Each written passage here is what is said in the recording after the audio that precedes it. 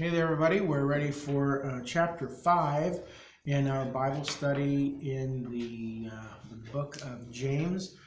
Let's do a quick little bit of review here, just so we all remember everything that we've covered so far, because even though it is not always abundantly clear in James's letter how things work together, we've tried to land on a little bit of that. In James chapter 1, we're focused on what we're lacking, and that we should pray, and that God will He will give what we need to us, including strength to endure trials and temptations. The last part of the chapter focuses on the word, that we ought to be thinking always about what the word says. We can't just read it. We have to actually do what it says if it's going to have any impact in us. And in addition to these highlights in each chapter, there's a lot of other stuff mixed into each chapter. We talked a lot about favoritism and how we treat those who are wealthy and powerful and influential, and how we treat those who are just ordinary, everyday people. We spent a lot of time talking about faith and deeds, the relationship between what we believe and how we live our lives. Just like it's not enough to read the word alone, we have to do what it says. If we have faith, that is not enough. Faith needs to be demonstrated by what we do. It's what drives us to go through every day. In James chapter 3, we focused on our tongue and the inconsistencies that there can be in a Christian mouth. Sweet things and salty things come out of it, and that's not the way that it should be. There was also a contrast there in chapter 3 about wisdom. Worldly wisdom is not much good at anything or for anything. Godly wisdom is much better. Heavenly wisdom. It's what brings righteousness and helps people get along. In chapter 4, we talked about pride and humility, where we have our confidence. We're not supposed to be content and confident in what we have. We don't want to go along with what the world says we should do. We want to focus on being a friend of God rather than a friend of the world, and that when we find temptation coming up, it's the best thing if we look to avoid it. We don't need to give in to temptation. No temptation has seized you except what is common to man. God is faithful. He has provided a way of escape. All we have to do is look for it. Too often, we just forget the looking for a way of escape, and we just embrace the temptation. Well, God will forgive me, and it'll be okay. Flee from that temptation. Resist Satan, and he will take off.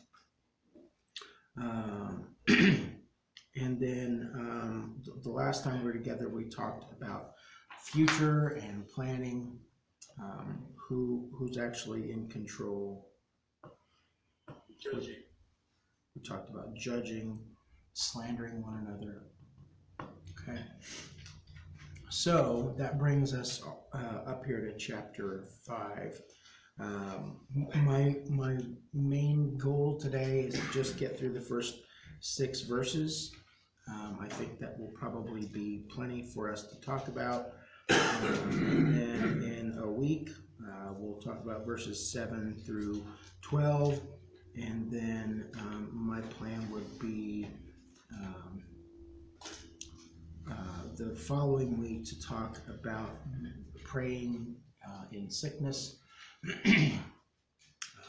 how we have healing and what the prayers offered in faith will do. And then I'm not sure, that should give us probably one more week, I think. Maybe not. Today's the 6th. That may be it. We'll see. But if we need to have a party or something, we can always do that.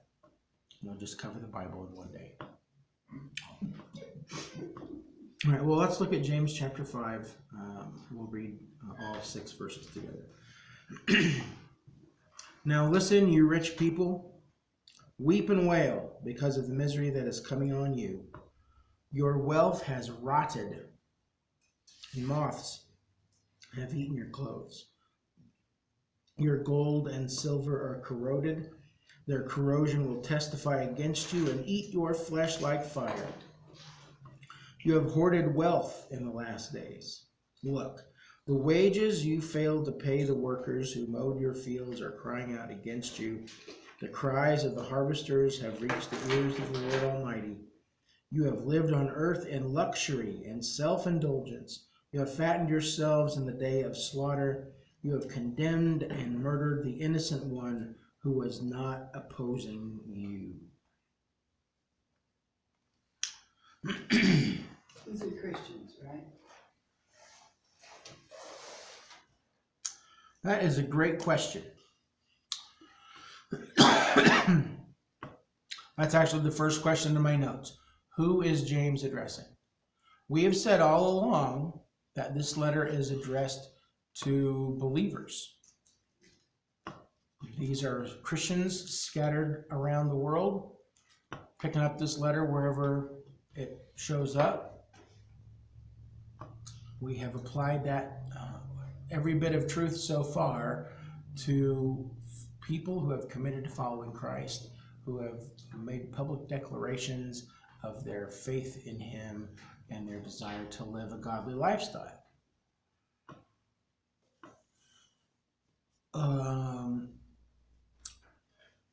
It's a little painful, maybe, to understand these words as being written to Christians. Now, I would not like to think that there are Christian believers, authentic, sincere followers of Jesus, who are so into money and stuff that they're taking advantage of everybody around them. There are some scholars that fall down on either side of the question. Yes, it's definitely believers. They're out of control. Or nope, this is not believers. Actually, the believers are the victims in this circumstance, and the oppressors, the abusers, are not believers. I'm not exactly sure. Even though I am James, I'm not that James, and I don't read minds, especially not across a couple thousand years. It's easier to understand some of these words if we believe that James is addressing wealthy pagans, the worldly, wicked, rich. Their whole lives are controlled by money and possessions. Like we said a couple times in the last 2 or 3 weeks on Sunday mornings, money is not the problem. Possessions are not the problem. Wealth is not the heart of the issue here. It is the unrighteousness that is the big issue. There are plenty of men and women who God has blessed with a lot of material wealth, and they are faithful, generous, giving, thoughtful people. Jesus does say that it is harder for a camel to go through the eye of a needle than for a wealthy person to get into the kingdom of heaven. I have never understood that to mean that if you're rich, you're ungodly. Because there are plenty of examples in the Bible of men and women who really were very financially comfortable, who were also very faithful to God. They're at least as faithful as we are. You know, we look at somebody like Abraham that James has mentioned a couple chapters ago. Abraham was loaded. He had all kinds of wealth because he decided to listen to God and to go wherever he wanted him to go. God continued to bless him with more and more possessions, more and more wealth, more and more influence. You look at kings like David. David was a man after God's own heart. He did some really boneheaded things, but he was very wealthy. He was not a money-grubbing, tax everybody to death kind of a king. Now, there are plenty of others that we can look at, New Testament examples as well of people who had wealth and shared that with people. You look in the book of Acts. There are plenty of people who are in that situation. So I just, when I look at the totality of Scripture, I have a hard time saying that wealth equals wickedness. It's not any more true than poverty equals purity. That's clearly not true. We know plenty of poor people that are totally consumed by their desire for more things and are not living a godly lifestyle.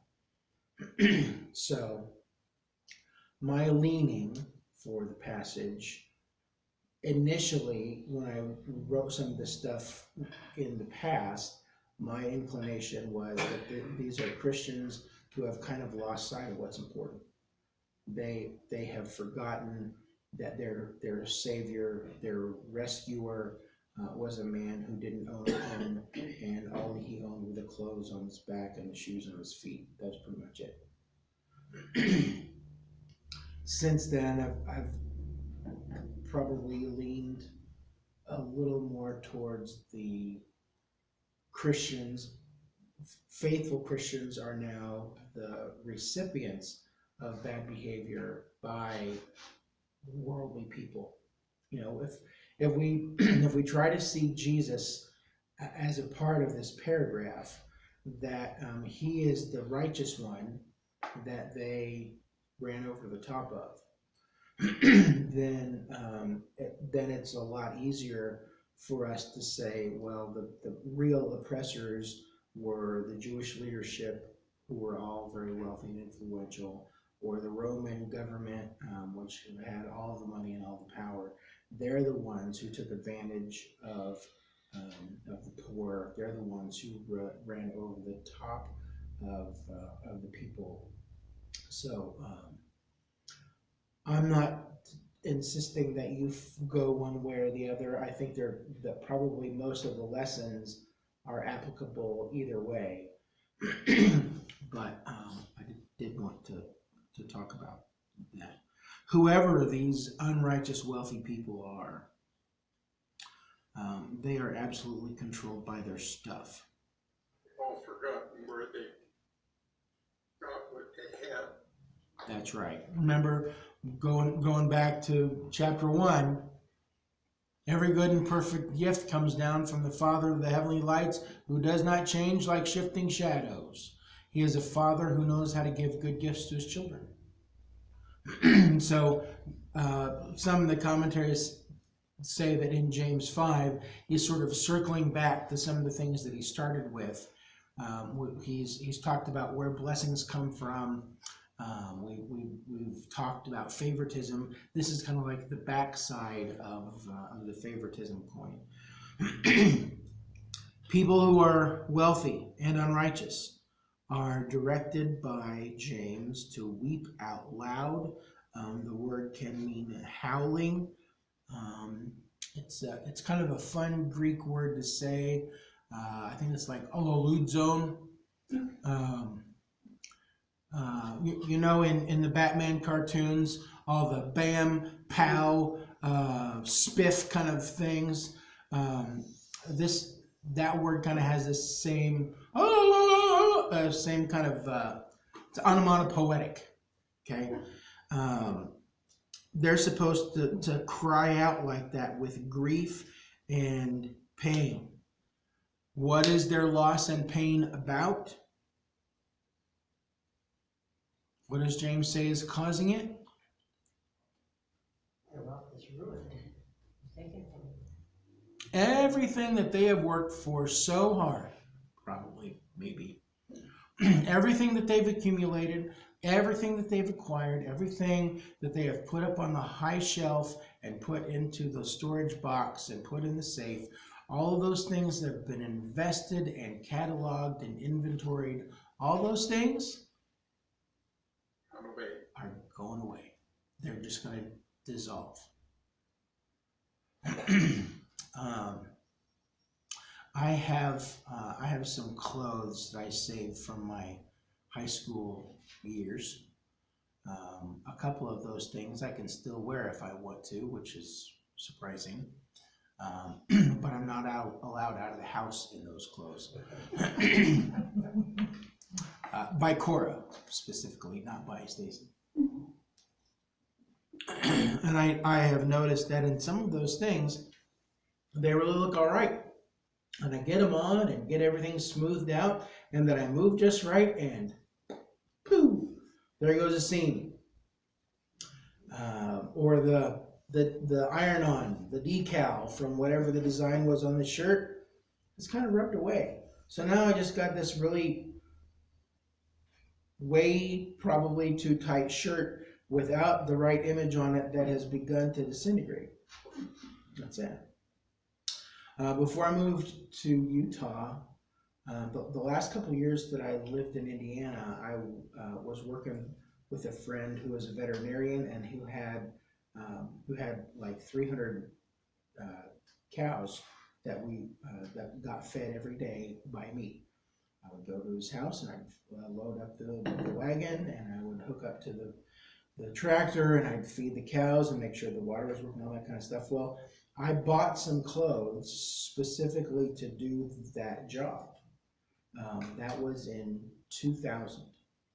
Okay, those jeans are still some of my favorite jeans. They're still in the closet. I still wear them once in a while, but getting a little skinny on the tops of my thighs, and a little fringy down at the bottoms of the cuffs, just because things wear out. I love those things. I know we all have things that we have saved that they stop working, they lose pieces, they get in the line of fire of a Nerf dart or a granddaughter or a cat or something, and they get broken, and that's tragic. Those things that we've cherished and that we've treasured all go away. There is some old preacher joke about this really wealthy man who his time was near. He had met with the doctor. He only had days left to live, and he really loved his things, and so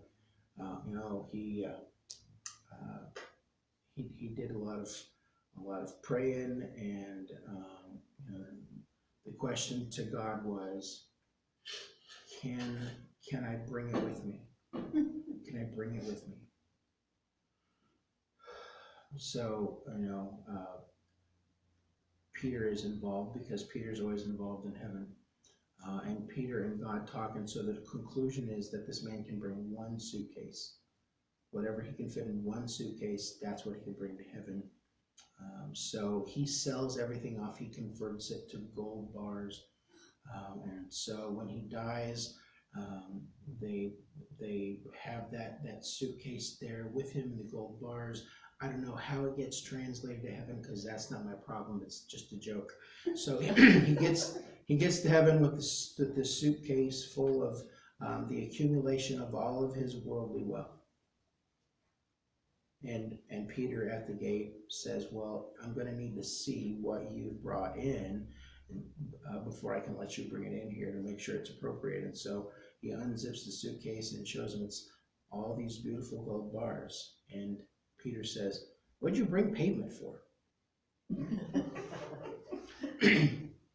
What we value so much here has very little value in heaven, and it won't last. It's going to corrode. It's going to be corrupted. Our clothes are going to disintegrate, whether they're the most expensive fashion designer clothes or the tennis shoes that we buy at Walmart or anything in between. All those things go away. So James says, you have hoarded your stuff. You have accumulated and piled it up. You have stacked it up on top of each other for no benefit. Grab your Bible and let's flip back to Luke 12.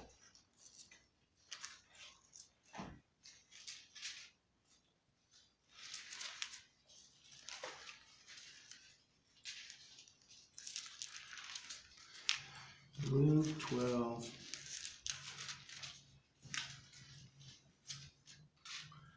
Verse 13. Someone in the crowd said to Jesus, "Teacher, tell my brother to divide the inheritance with me." Jesus replied, "Man, who appointed me judge or an arbiter between you?" Then he said to them, "Watch out. Be on your guard against all kinds of greed. Life does not consist in an abundance of possessions." I'll just let that one hang out there for a minute.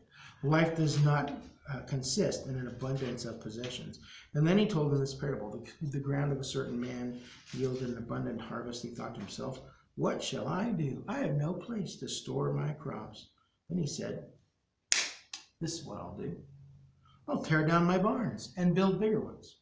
And there I will store my surplus grain. I'll say to myself, you have plenty of grain laid up for many years.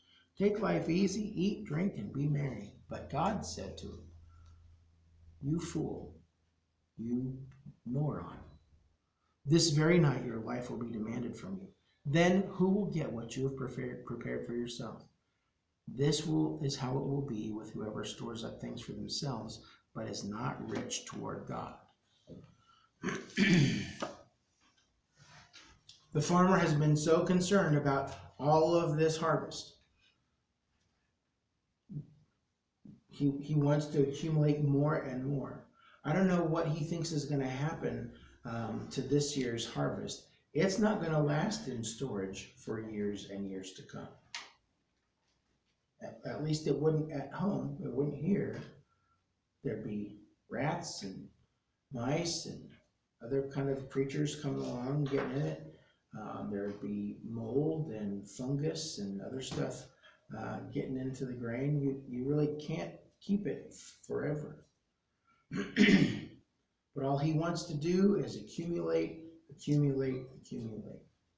And he's going to take what's perfectly good. He doesn't say, "Oh, I should build one extra barn to hold this." No. I'm going to knock everything I have down and build big, beautiful new ones.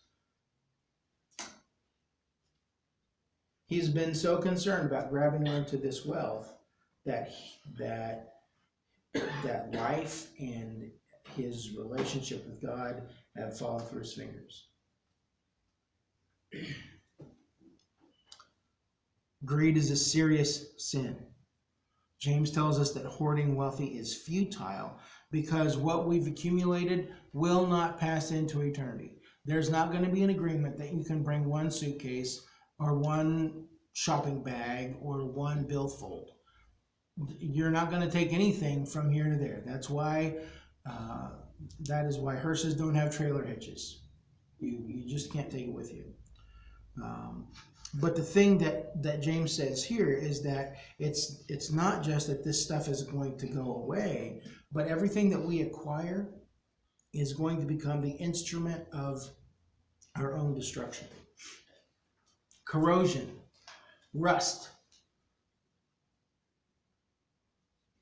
It's going to take whatever we have away, and the red rust is going to become red fire that's going to judge us. We've been so concerned about gathering up all of this wealth, all these possessions, and that greedy hoard is going to be what devours and consumes us. We'll be judged by that big, rusty, crusty, burning pile. It will eat your flesh like fire. Okay?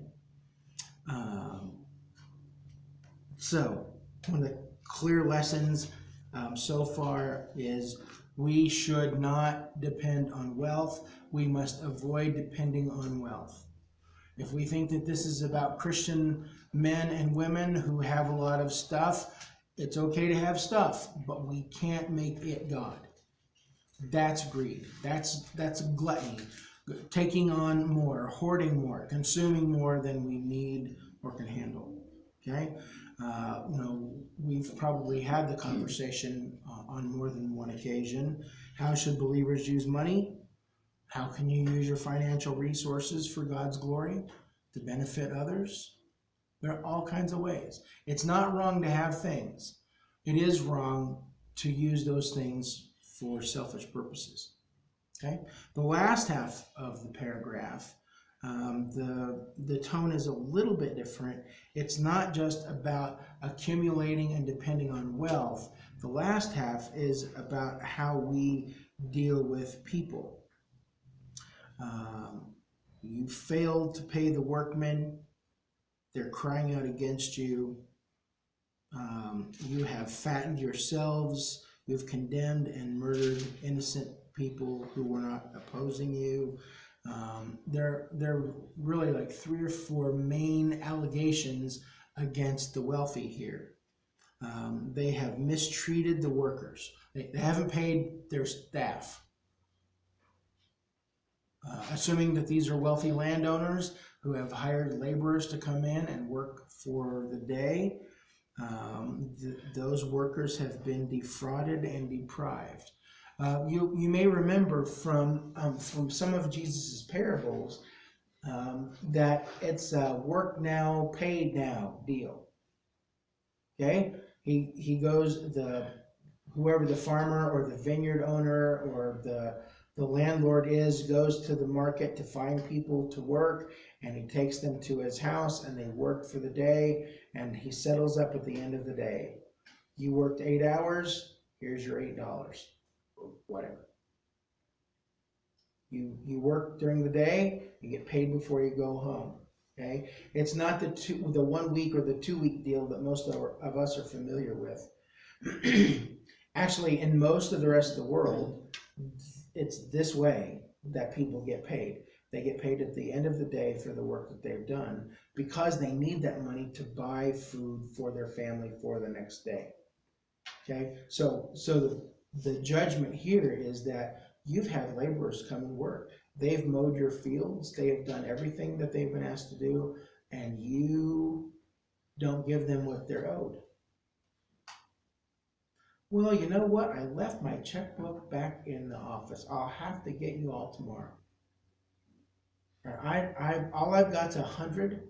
I can't break it. I don't have change to pay everybody. So I guess we'll have to wait until later. So sorry about that.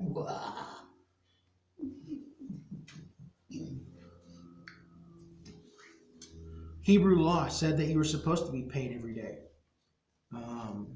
If you want to, we'll look at a couple of those verses. Find Deuteronomy chapter 24.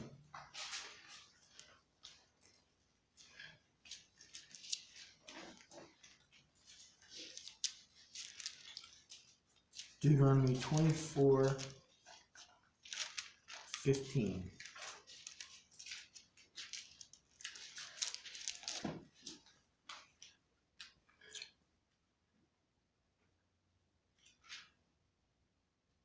We'll actually read 14 and 15. Do not take advantage of a hired worker who is poor and needy, whether that worker is a fellow Israelite or a foreigner residing in one of your towns. Pay them their wages each day before sunset, because they are poor and are counting on it. Otherwise, they may cry to the Lord against you, and you will be guilty of sin. What does verse 4 say? The cries of the harvesters have reached the ears of the Lord Almighty. Seems like that's pointing back directly at this passage. You pay everybody before they go home for the day, because if you don't, their cries will reach heaven. Okay, in James 5, it says the Lord Almighty. That literally is the Lord Sabaoth. We sing a hymn once in a while. Lord Sabaoth, his name, from age to age the same. Almighty fortress is our God. What Sabaoth means is that he is the Lord of the heavenly host. He is the commander-in-chief of the army of heaven. All of heaven's warriors are under his command and control. And so it seems like you're making a very dumb, dangerous choice. You're mistreating workers. You're mistreating the poor. You're mistreating the working class. And they know it, and you know it, and now I know it, because their cries have come up to heaven. And as the Lord of heaven, I'm coming after you. You're going to pay. There's going to be justice. God hears the cries of those who are mistreated and disadvantaged, and God is going to act on their behalf, which is maybe one of the reasons why I might lean towards the idea that this part is written for suffering Christians who are being oppressed by non-Christian landowners, farmers. Okay? That would make more sense. They've mistreated the workers. They haven't paid them what they should get. The next accusation is that they have lived in luxury and self-indulgence. So the language literally means that their lives have been soft and delicate and full of luxury. They've got 18,000 thread count sheets. Everything is organic. Everything is virgin. It is expensive and it is luxurious. They would never be caught drinking, drinking boxed wine. They're going for the super high-end stuff that's thousands of dollars a bottle. They're not going to have oxtail soup. They're eating prime rib. They're eating filet. Their lives have been fantastic and wonderful. There is nothing that they have wanted that they didn't get.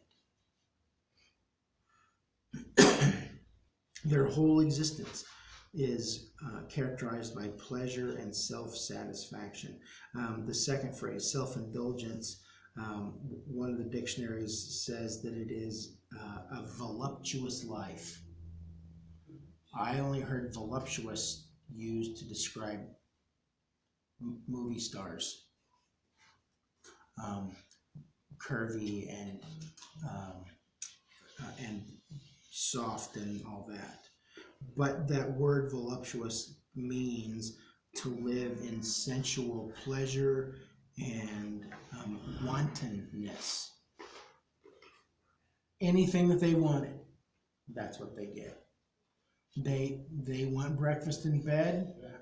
They want to throw rose petals in their water. They want to take a bath in beer. Whatever they want to do, that's what they do. Whatever makes their senses feel good, their lives have been all about luxury. And then he says that they have, James in the NIV says, you have fattened yourselves in the day of slaughter, right there before verse 6. Somebody else have a different translation. Cody, have you got the NAS as usual? Did you say verse 6? The last part of verse 5, right before verse 6. You have fattened your hearts in the day of slaughter. Have fattened your hearts. Okay. Anybody else have a different translation? No, we're all on the same page here. That's the literal translation, that their hearts have been fattened. They have been made soft. They have been pampered. And this is my translation. They're flabby. They have flabby hearts. I'd had a conversation with AJ in the last week about that word, flab. Like, dude, you never say that word around a woman. You never talk about somebody having flabby arms or flabby legs or flabby anything. That's a horrible word, okay? But it's the right word for this, that their hearts, from all of their lounging around, all of their leisure and luxury, that their hearts are just clogged with bleh, and their lives are just gross. It's no wonder that they're running over the top of people. There's no actual life in their hearts. They can't feel anything.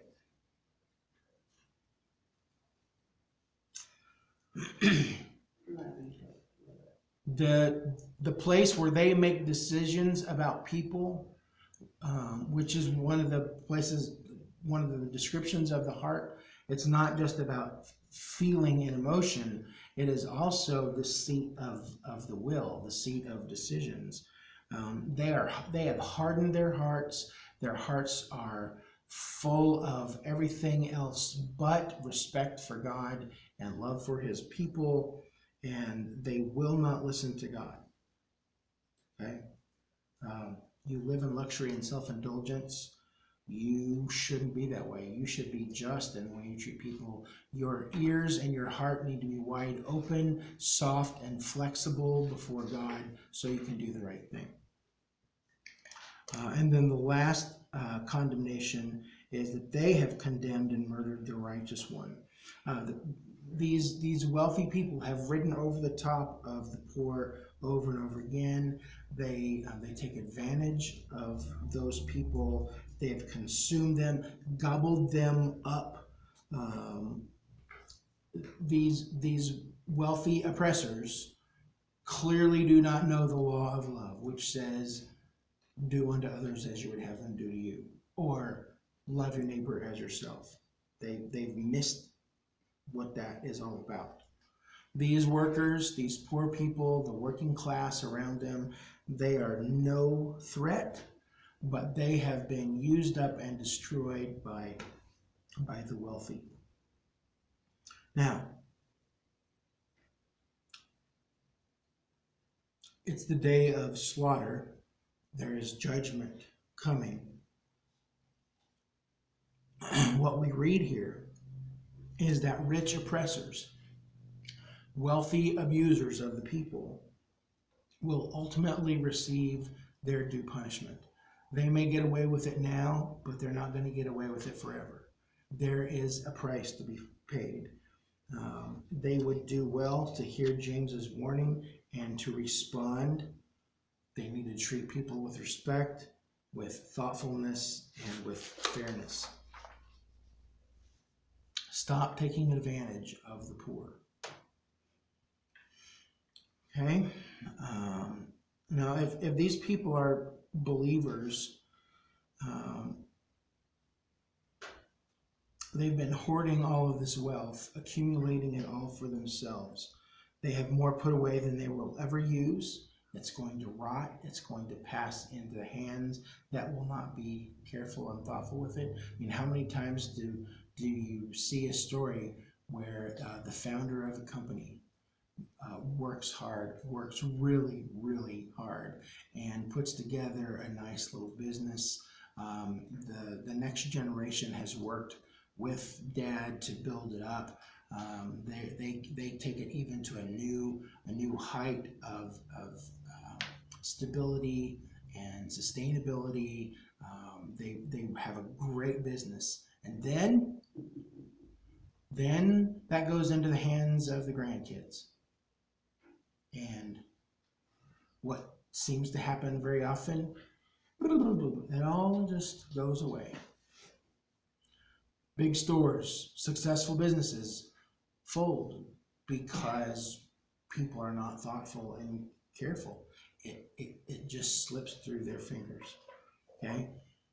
I think one of the underlying lessons is we cannot depend on wealth to save us.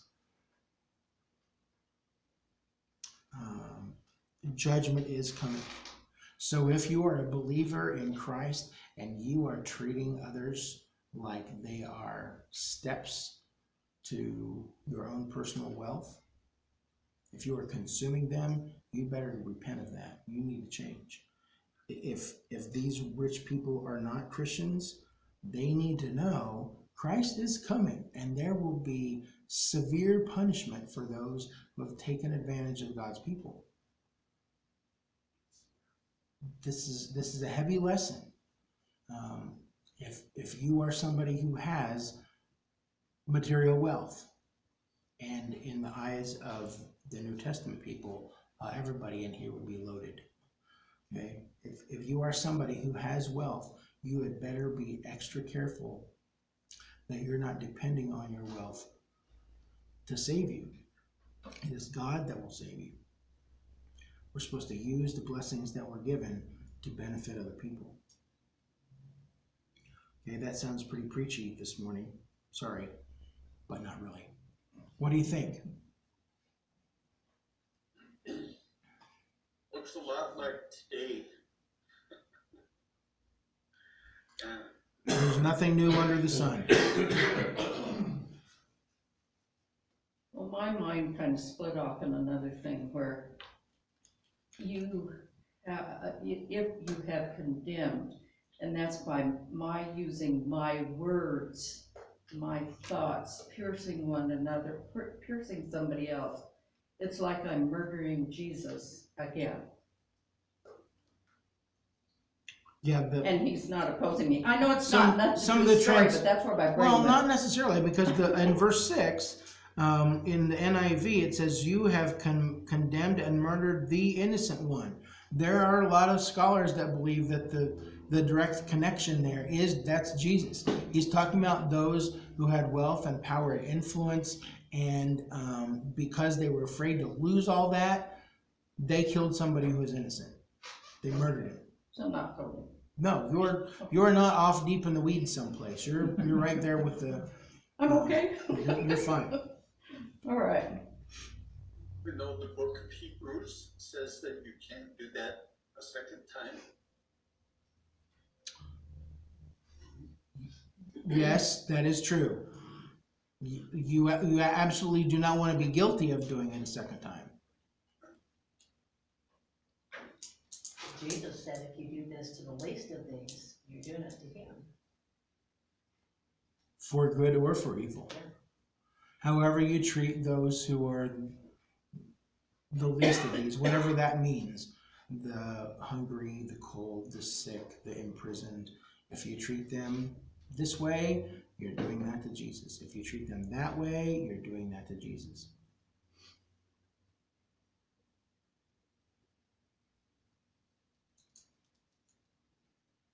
Any other deep thoughts? Or not so deep? Do you feel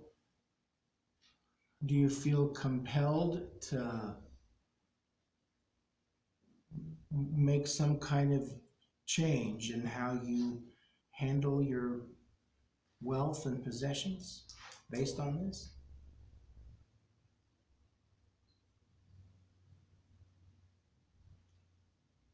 I have affirmation in what I'm doing already. To be fair, I have not seen any of you using your vast bank accounts and land holdings to browbeat the poor around you. But Yeah, you're talking to the choir here. This is hard, you know, like Al said in the lesson, it's so simple. Immediately want to go to lesson 6. Okay, how does this apply to me? Well, I don't know any rich people who would be guilty of this. Any rich Christians who would be guilty of this. And I haven't been around rich non-Christians, so I've led a sheltered life. So this, you know, to me, okay, well, this doesn't apply to me, but it does. But I mean, I didn't have anybody to compare it to. You know. I think one of the principles in here about not being dependent on wealth, I think that does hit all of us. You know, most of us are convinced by our wealth management professionals that we need to put as much away as we can for the future and save. We really want to be prepared so we can live very comfortably through retirement. We don't care if we leave anything to our kids and grandkids, but if we can, that would be great.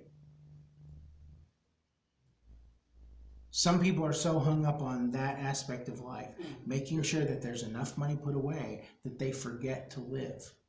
I have known some people like that. That may have died with $1 million, $2 million worth of stuff and bank accounts, but you would have never known it because they were afraid to spend a nickel. That's how my mom got at the end, wasn't she? Yeah. How long do you think you're going to live? Come on, let's do something. Let's do something with it. If our hearts are right with Jesus, we're living according to His direction. Let's take the blessings that He's given to us and use them in ways that benefit other people's lives. Let's not just keep believing that we got to have more put away in the bank for whatever may come. You know, like the farmer in Luke 12. You work so hard to get this crop. You idiot. You spent all your time working and you didn't do anything good with what you were given. You've had this could have been a blessing to everybody around you, but you're storing it up for yourself. While I was at home, Teresa's stepmother, she's in rehab right now for a broken hip, and she has long-term health insurance, but she's afraid to start using it because she's afraid it's going to run out. And she's got 6 years worth and she's 85. Trying to persuade her that, hey, for the 6 years that you're in the long-term health, all the retirement, everything's coming in, it's going to be in the bank, and then you'll have another 4 years after that, and it just keeps accumulating. You're not going to outlive it. But I don't know, I think we may have got her see the light, but I ain't sure. Well, what's that generation? I remember James telling my mother, hey, I've seen her accounts. You could afford to live there for another 13 years and you're already, what, 90? Scared to death. She stopped spending anything because she saw that monthly bill, that big bill going out to them, where she used to pay little tiny bills all month long, she was scared to death. Well, I'll let you cogitate and meditate and ruminate on that a little bit more this next week. We'll pick up with verse 7 the next time we get together and see what all we can come up with. Thanks for being here today, and hopefully you've enjoyed this chance to study. See you.